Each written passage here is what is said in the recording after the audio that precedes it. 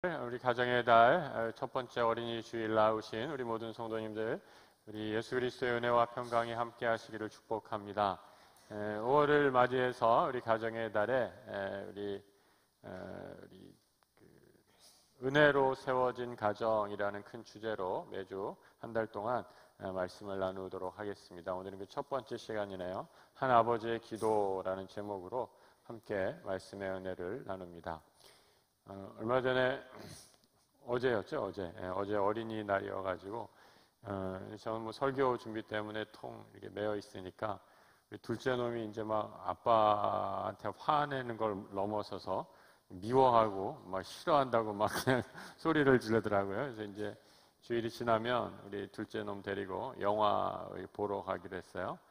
우리 어린 자녀 또 아빠가 바빠가지고 제대로 역할을 못하면 이 영화관처럼 좋은 게 없는 것 같아요. 우리 놀이동산은 너무 줄이 길어가지고 공휴일날 가면 한참 같이 고생해야 되고, 영화관은 우리 아이들 많아 이렇게 들어가면 조금 보다가 저는 그냥 자면 되니까 피로도 회복되고 아주 좋은 탁월한 선택이 아닌가 생각이 됩니다. 우리 바쁜 아빠들 있으면 꼭 한번 영화 한번 보러 가고요. 저는 우리 둘째가 크면 같이 보고 싶은 영화가 하나 있어요. 우리 SF 영화의 고전이라고 하는 스타워즈라는 영화죠. 이 스타워즈에 뭐 여러 인물이 드러나는 그런 그 영화이지만 이 아버지와 아들이 그 메인 주된 플롯이라 이렇게 줄거리다라고 얘기할 수 있죠.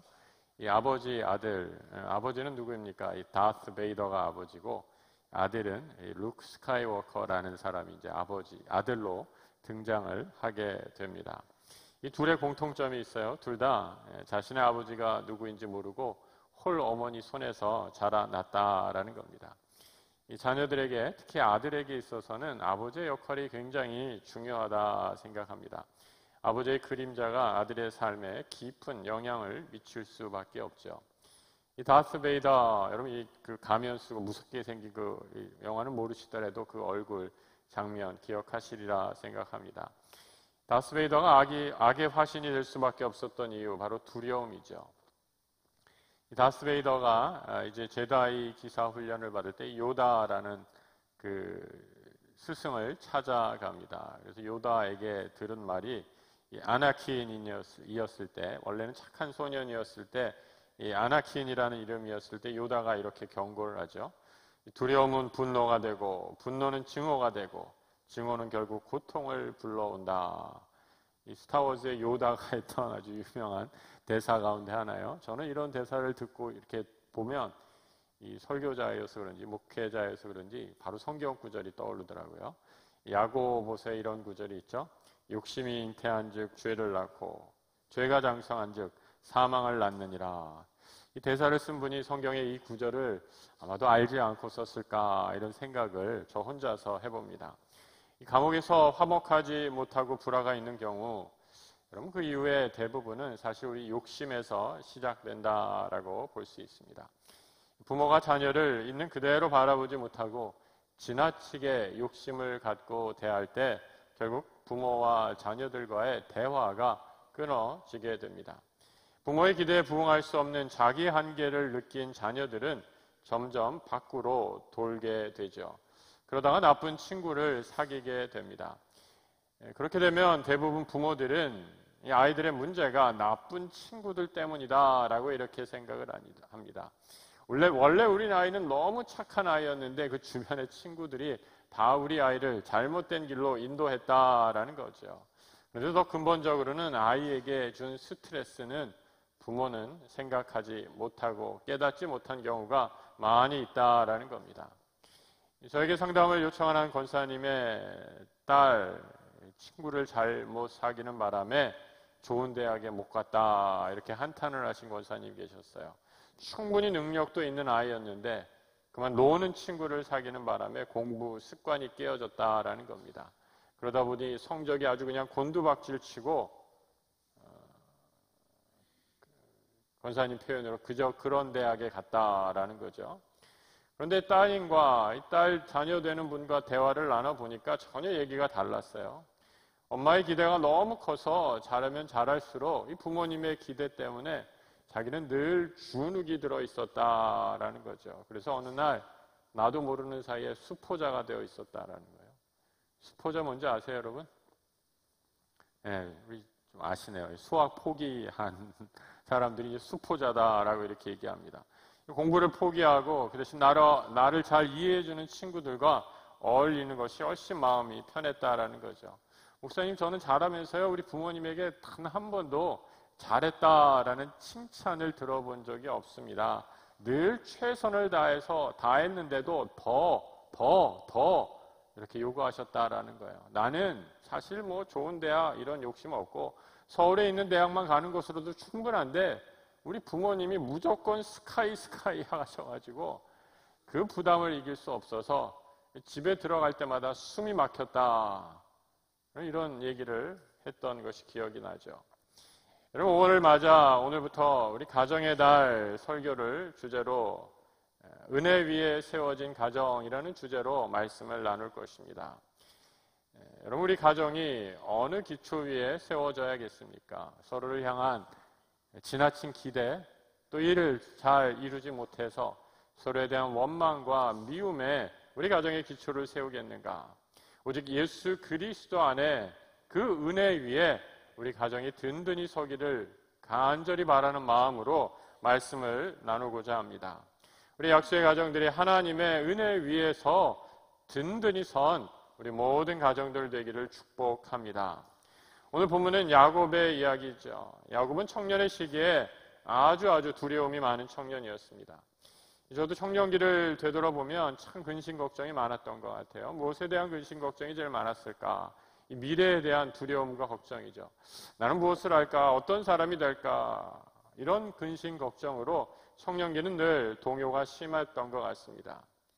대학을 갓 졸업한 제 조카가 저한테 얘기해 주는데 2030 세대, 그러니까 20대에서 30대의 우리 젊은이들의 요즘에 이 젊은 층들의 이 심리, 마음 상태를 엿보는 키워드가 한 3가지 있다라는 거예요.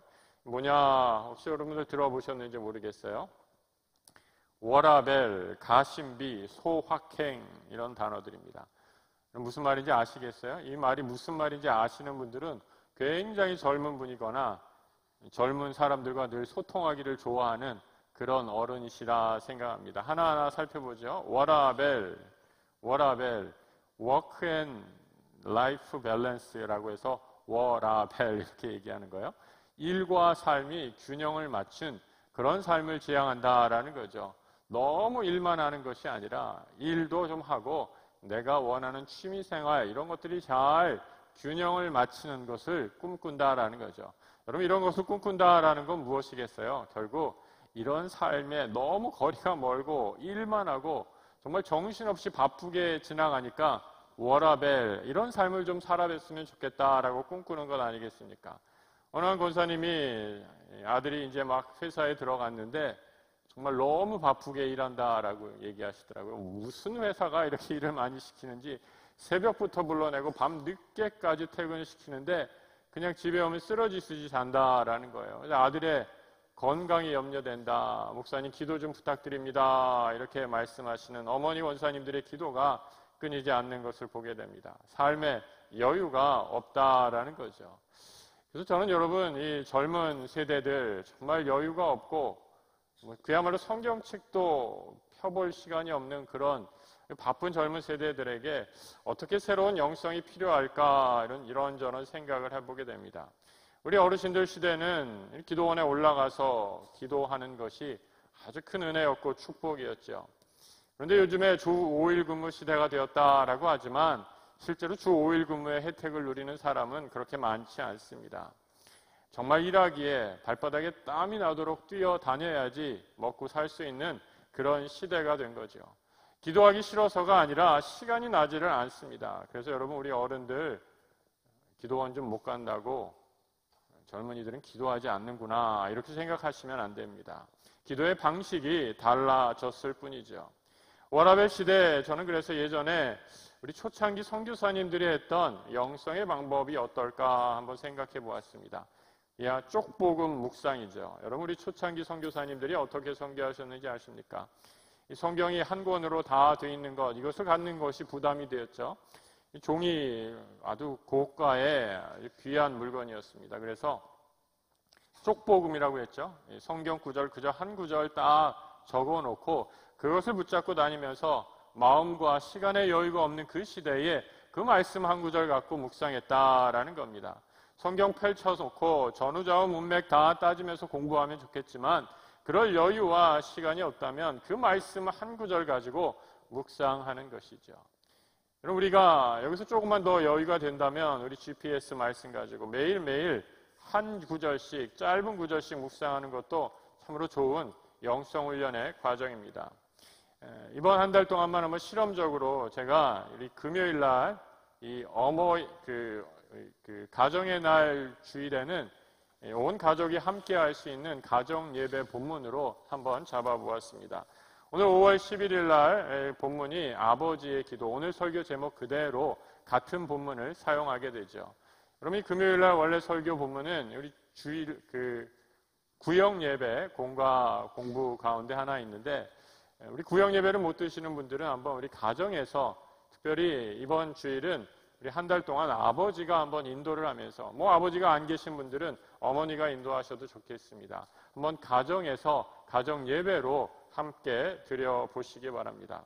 환영하고 경배하고 말씀하고 사역을 하면서 함께 나눌 것들, 말씀을 나누고 부모님에게도 편지를 써보고 자녀들을 위한 기도문들도 작성해 보면서 함께 예배드리는 시간이 되시기를 부탁을 드립니다. 그럼 두 번째로 가신비라는 신조가 있어요. 가격 대비 마음의 만족이란 뜻이랍니다. 여러분 예전에는 가성비랬죠. 가격 대비 성능 해서 가격 대비 좋은 가격에 있는 것들을 골라서 사용한다라고 이렇게 얘기했는데 이제는 가성비를 지나서 가신비다라고 이렇게 얘기합니다. 그만큼 젊은 세대들에게 마음의 만족이 중요하다라는 거죠. 여러분 우리 어르신들은 식사하러 갈 때 뭘 제일 따지나요? 맛이 최고 아닙니까? 그래서 맛집 어디냐라면 좀 허름하더라도 맛집을 찾아가는 것이 우리 어르신들이죠.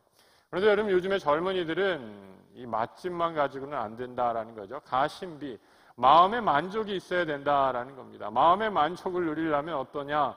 이 주변 또 환경, 그 식당의 분위기가 그렇게 중요하다라는 거예요.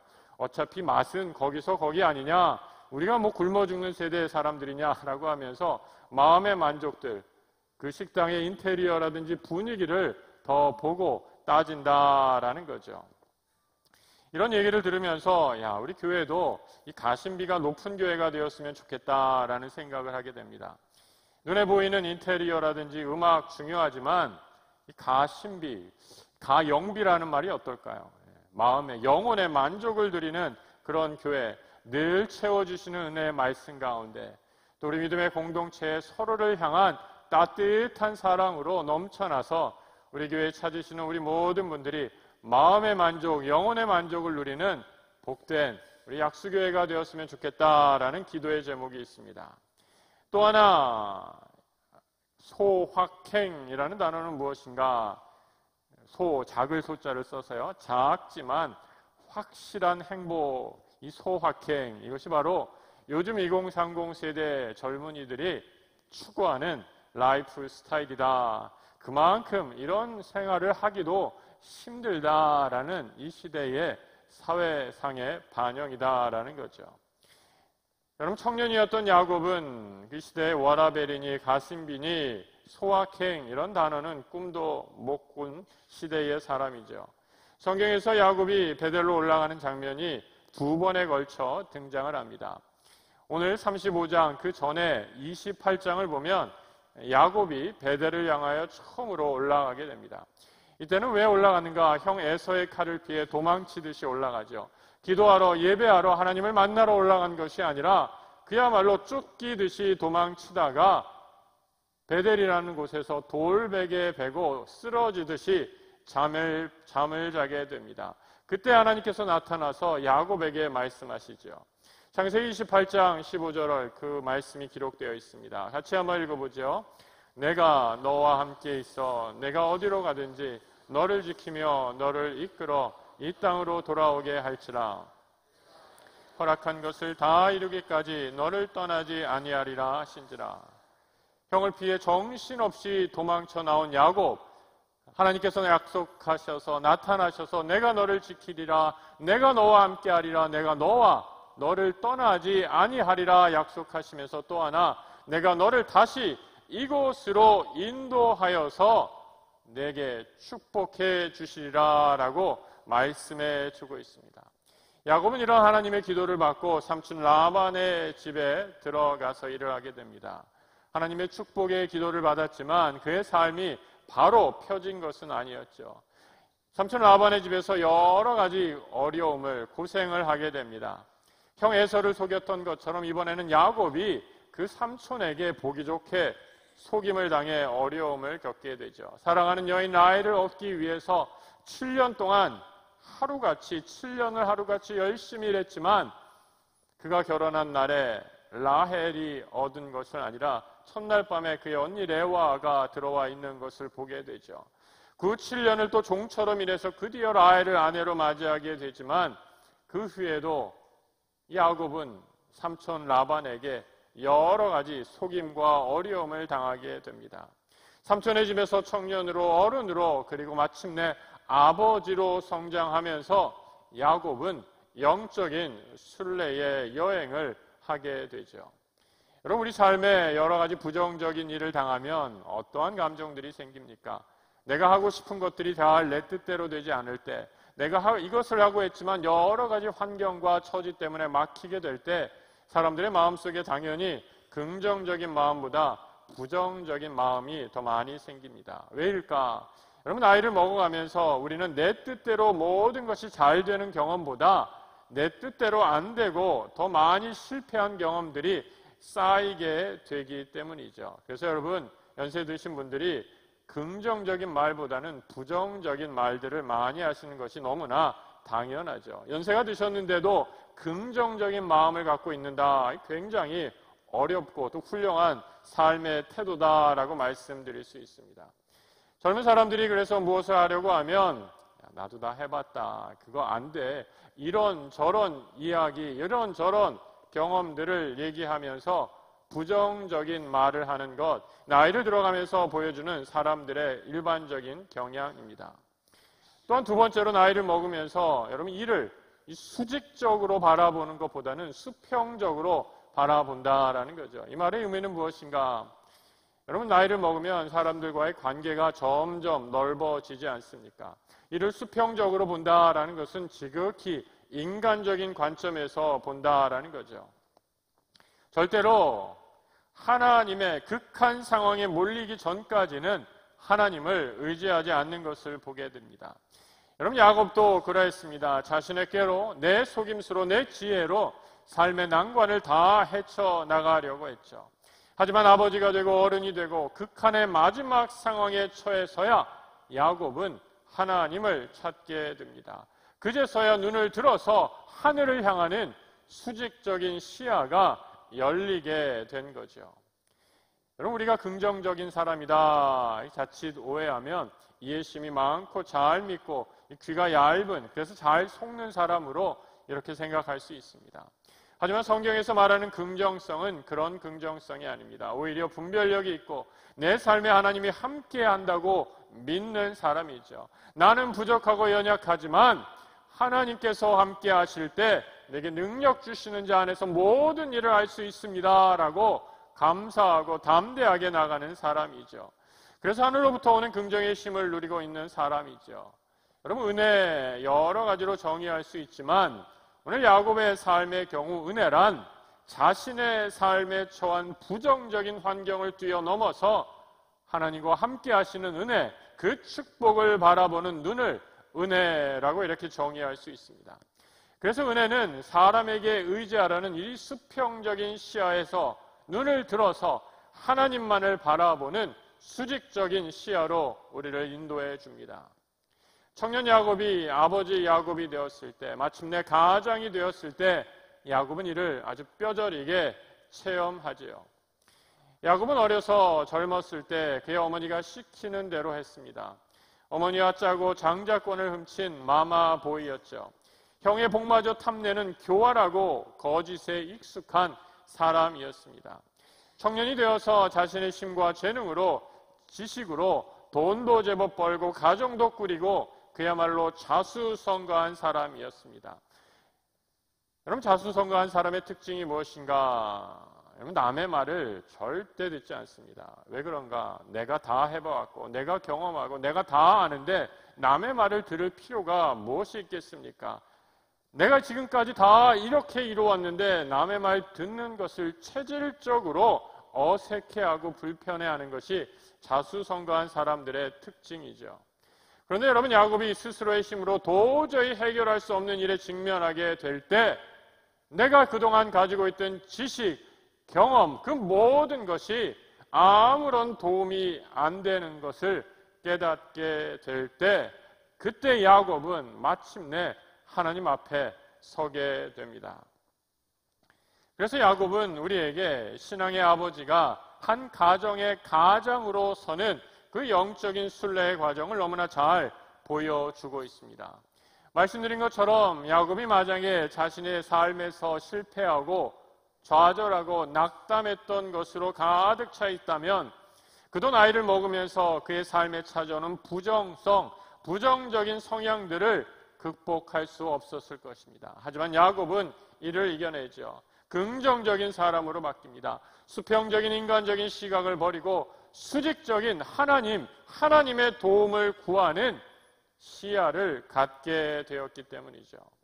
어떻게 이렇게 야곱이 그의 삶에 닥친 여러 어려움 속에서도 하나님을 향한, 믿음을 향한 눈을 잃지 않게 되었을까? 오늘 보면 35장 9절은 이렇게 말씀해 주고 있습니다. 같이 한번 읽어보죠. 야곱이 밧단 아람에서 돌아오매 야곱에게 나타나사 그에게 복을 주시고. 여러분, 오늘 본문에서 다시 야곱이 돌아왔을 때 그때 복을 주셨다라고 말씀하지 않습니까? 아까 우리가 잠깐 보았던 28장 처음 베델로 올라갔을 때 하나님이 나타나서 내게 복을 주리라 라고 말씀하셨던 그대로 하나님이 야곱을 다시 이끌으셔서 그에게 복을 주셨다라고 말씀합니다. 야곱이 축복을 누린 것 다른 이유 아무것도 없습니다. 하나님께서 그에게 복을 주셨기 때문이죠. 여러분, 야곱이 누린 복이 얼마나 많습니까? 한번 생각해 보시기 바랍니다. 아까 28장에서 봤을 때 야곱은 손에 든 것 아무것도 없었죠. 형을 피해 그냥 도망가는 탈주범과 같은 그런 쫓기는 도망자였습니다. 그런데 하나님께서 인도해 주셔서 그에게 놀라운 복을 허락해 주셨을 때 재물의 복을 허락해 주시고 아내의 복을 허락하시고 자녀의 복을 허락해 주셔서 12명이나 되는 자녀들을 얻게 되지요. 빈손으로 시작했지만 돌베개 베고 잘 수밖에 없었던 그 야곱이 다시 돌아오게 되었을 때 하나님께서 놀라운 축복을 허락해 주고 있습니다. 야곱이 이 놀라운 복을 다 일일이 표현하지 않지만 오늘 10절에서 그 복을 어떻게 표현하고 있습니까? 이렇게 말해주고 있죠. 10절의 말씀을 같이 한번 읽어봅니다. 하나님이 그에게 이르시되 내 이름이 야곱이지만은 내 이름을 다시는 야곱이라 부르지 않겠고 이스라엘이 내 이름이 되리라.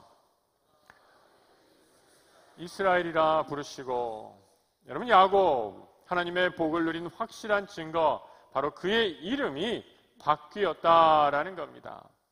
야곱이 이제 야곱이 아닙니다. 야곱의 이름의 뜻이 무엇입니까? 야곱이라는 이름의 뜻은 발꿈치를 잡은 인간이다라는 거죠. 누구의 발꿈치를 잡았나요? 태어날 때부터 형 에서의 발꿈치를 잡고 내가 형 하겠다라고 이렇게 태어나면서부터 경쟁한 사람이 바로 야곱입니다. 제 친구 중에 진짜 친한 쌍둥이 형제가 있는데 자기가 몇 시간 늦게 나왔다고 동생이 됐다고 저놈만 없으면 내가 형이었는데 그렇게 얘기하는 친구가 있어요. 야곱 똑같은 마음으로 내가 형이 되겠다. 그래서 내가 장자의 복을 얻겠다라고 그의 발꿈치를 잡았죠. 형을 속입니다. 형에게 거짓말을 해서 형의 장자권을 빼앗기까지 하죠. 에서가 화 날만하지 않겠습니까? 야곱은 원래 그런 인간이었습니다. 그럼 이 자리에 계신 우리 아버지 되시는 성도님들, 여러분 우리가 예수 믿기 전에 예수를 잘 알지 못했을 때 우리에게도 야곱과 같은 모습이 있지 않았습니까? 속이고 빼앗고 나의 유익만을 구하는 모습이 바로 내 모습 아니었습니까? 그런데 하나님께서 이 죄 많은 인간에게 복을 주셔서 자녀의 복, 재물의 복, 또 가정의 복을 주셔서 하나님이 나를 아버지로 세워주셨습니다.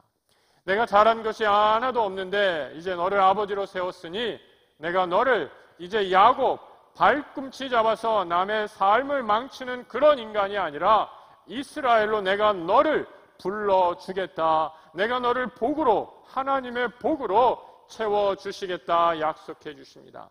얼마나 놀라운 축복입니까? 하나님의 이름을 불러주심으로 그의 삶이 새로워지는 것을 경험하는 것이죠. 여러분, 가정의 가장이 은혜 위에 서 있다라는 것, 그것이 얼마나 중요한 일인지 모릅니다. 아버지가 은혜 위에 서 있으면 가정이 바로 서게 되죠. 하나님이 야곱에게 복 주시고 그의 이름을 이제 은혜로 이스라엘이라고 불러주십니다. 그리고 그 은혜의 삶을 이렇게 말씀해주고 있죠. 오늘 본문 11절과 12절 같이 한번 읽어봅니다. 하나님이 그에게 이르시되 생육하며 번성하라. 한 백성과 백성들의 총회가 내게서 나오고 왕들이 내 허리에서 나오리라. 내가 아브라함과 이삭에게 준 땅을 내게 주고 내가 내 후손에게도 그 땅을 주리라 하시고. 은혜 위에 선 아버지, 어떤 아버지입니까? 먼저 전능하신 하나님을 믿는 아버지이죠. 왜입니까? 내 힘으로, 내 능력으로, 내 지혜로 해봐도 안 되는 것을 깨달았기 때문이죠. 오직 내가 하나님 앞에 살 수 있는 길, 내가 이 인생을 온전히, 이 가정을 온전히 이끌 수 있는 길, 나를 부르셔서 생육하고 번성함의 복을 주시는 생명의 근원이신, 복의 근원이신 여호와 하나님만을 붙들고 나가야 하는 것을 깨달았기 때문이죠. 그리고 이 복이 대대로 이어질 수 있도록 그 복을 허락해 주신 하나님만을 붙잡고 나아가는 것을 깨달았던 것입니다. 은혜 위에 서 있는 아버지는 그래서 기도하는 아버지입니다. 야곱은 오늘 베델을, 두 번째 방문한 이 베델을 어떻게 묘사하고 있습니까? 오늘 보면 13절 이하의 말씀 같이 한번 읽어보죠. 하나님이 그와 말씀하시던 곳에는 그를 떠나 올라가시는지라. 야곱이 하나님이 자기와 말씀하시는 곳에 기둥 둘, 곧 돌기둥을 세우고 그 위에 전제물을 붓고 또 그 위에 기름을 붓고 하나님이 자기와 말씀하시던 곳의 이름을 베델이라 불렀더라. 여러분, 이 베델 처음에 올라갔을 때 도망치듯이 돌베개를 베고 쓰러지듯이 잘 수밖에 없었던 어쩌면 저주의 공간일지도 모릅니다. 하지만 하나님께서 이 베델로 다시 야곱을 인도하시죠. 아버지 야곱을 인도하셨을 때 이 베델은 형의 칼을 피해 도망갔던 그런 저주의 장소가 아니라 축복과 은혜의 자리로, 하나님과 함께 말씀을 나누는 장소로 변하게 됩니다. 하나님과 말씀을 나누고 그 은혜를 누리면서 놀라운 그 은혜를 체험하게 되는 거죠. 여러분, 우리 믿음의 가정에 가장들이 기도하게 되면 우리 가정이 회복되는 줄 믿습니다. 우리 가정이 기도의 무릎을 꿇는 순간 하나님의 은혜가 우리 모든 성도들의 가정 위에 폭포수처럼 임하게 되는 줄 믿으시기 바랍니다. 야곱은 하나님과 말씀하시던 그 베델에서 돌 기둥을 세웠다라고 말씀하죠. 여러분, 이 기둥은 무엇입니까? 기도의 기둥, 예배의 기둥, 하나님과 함께 동행하며 나아가겠다라고 하는 내 삶을 드리는, 하나님을 주인으로 모시겠다는 다짐이요, 믿음의 결단입니다. 우리가 캠핑 가게 되면 여러분 이 텐트를 치지 않습니까? 이 텐트의 가장 중요한 첫 번째가 뭐죠? 가운데 있는 이 포를, 이 기둥을 잘 세워야지 쉽게 집이 완성되지 않습니까? 가장이 아버지가 기도하는 것, 하나님 앞에 예배의 자리로 나오는 것, 주의 말씀으로 하나님과 대면하여 말씀하고 교제할 때에 그 가정의 기둥이 바로 세워지고 가정의 모든 문제들이 해결되는 줄 믿습니다.